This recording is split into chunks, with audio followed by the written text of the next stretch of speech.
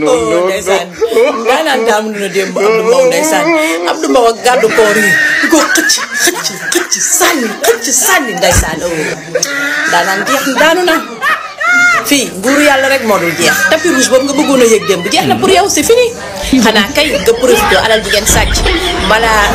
président Diomaye ak ministre suñu premier ministre bu sell bii di Seydina Ousmane Sonko bu sell nii balaa ñu leen di auditer ngeen profité rek seen i tapis rouge waaw lii rek moo fi des amul leneen nguuru yàlla rek moo dul jeex fuuy yëg seen bopp sàcc alalu réew mi di wax ak nit ñi nu mu leen neexee ku leen neexul ngeen wol police ñu jàpp ko tëj jeex na ci mim réew yéen ñii ak ñun ñi léegi yéen a yem képp ci Sénégal amatul leneen ñoo yem képp ci réew ma waaw bu ngeen ñu tooñee mën nañ leen a yóbbu police bu ngeen tooñee ngeen yóbbu police yoon àtte ñu te yoon léegi day doxal liggéeyam ni mu waree moo tax gis ngeen mbir yàlla ku yebu rek tey jii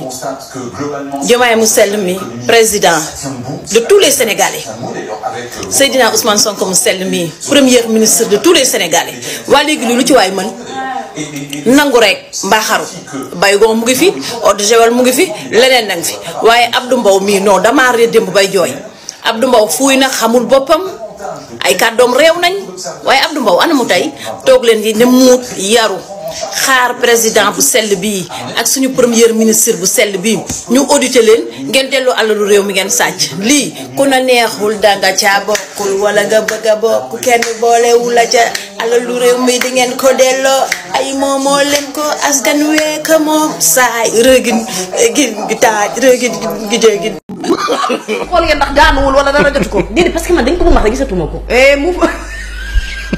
mu di metti na ma